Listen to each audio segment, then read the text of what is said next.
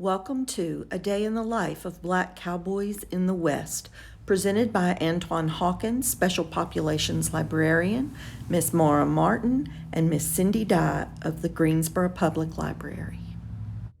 On June 19, 1865, in Galveston, Texas, Major General Granger of the Union Army read General Order No. 3, which informed enslaved people of Texas that they were now free. There was jubilation, prayers, and singing. This was Emancipation Day, the beginning of the modern-day Juneteenth.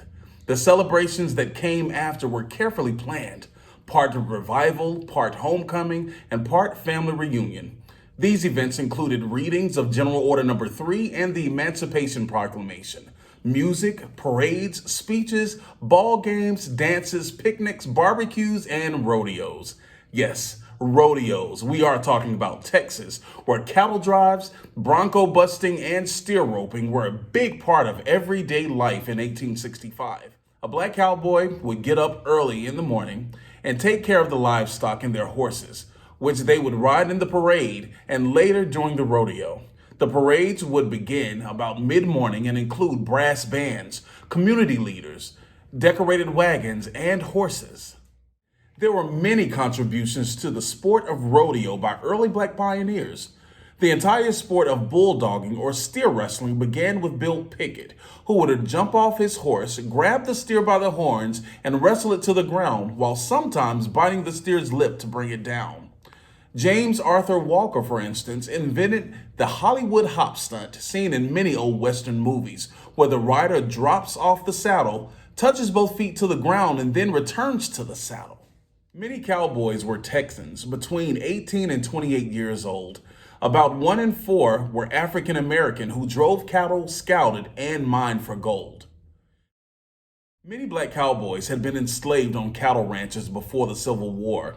Many had been moved to Texas by their enslavers to escape the emancipation enforced in the South by the Union troops.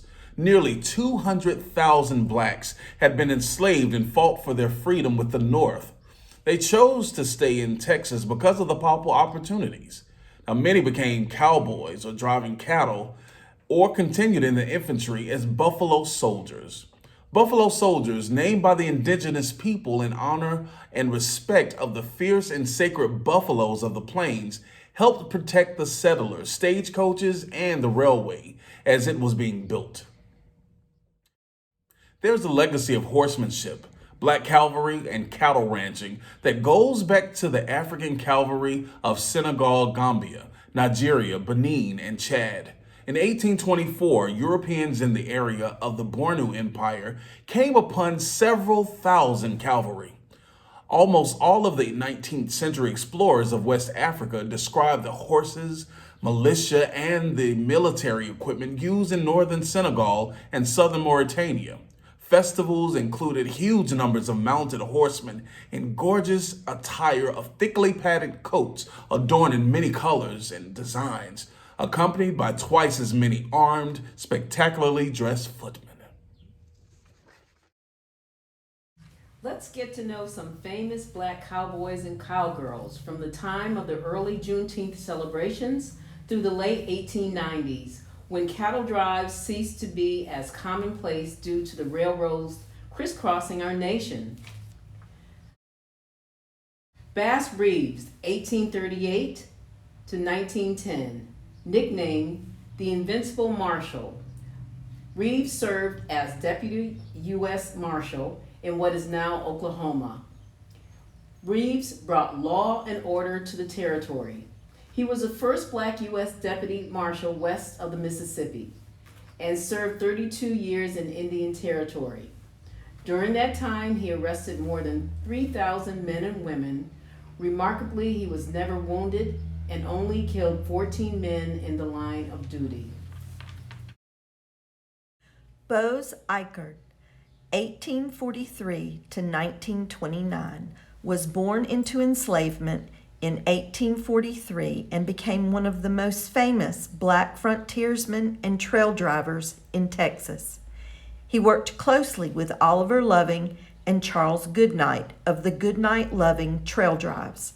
He became Goodnight's most trusted companion, assisting as his detective, tracker, and banker while on the trail. Eichert settled in Parker County, Texas, with his wife, Angeline. Mary Fields was born during the administration of Andrew Jackson, was enslaved in Tennessee.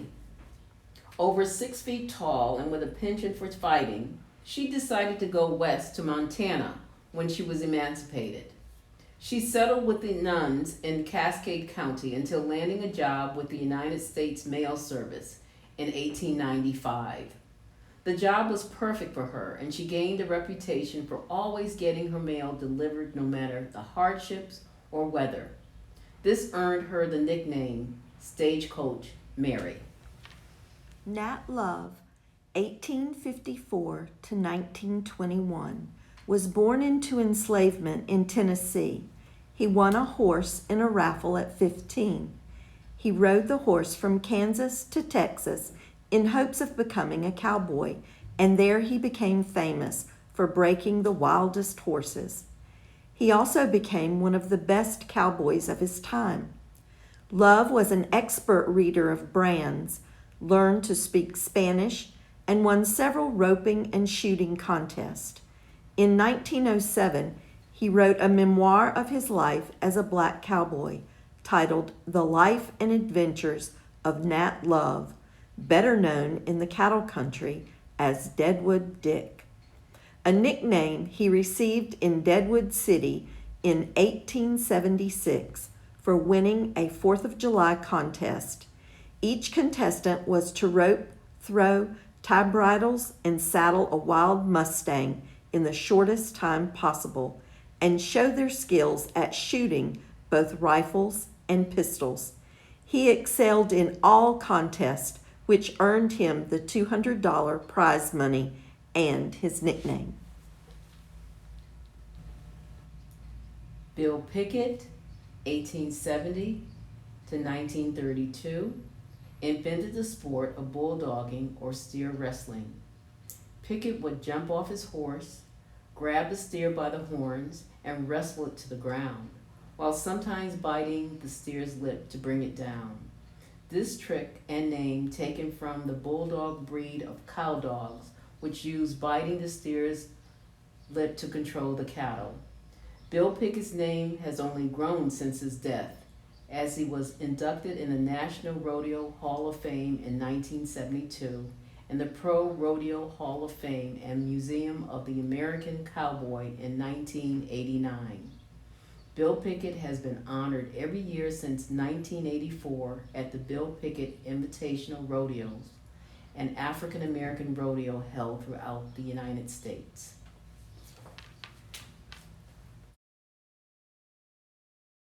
Check out these stories and more at the Greensboro Public Library and on the NC Kids Digital Library using the Overdrive or Libby apps.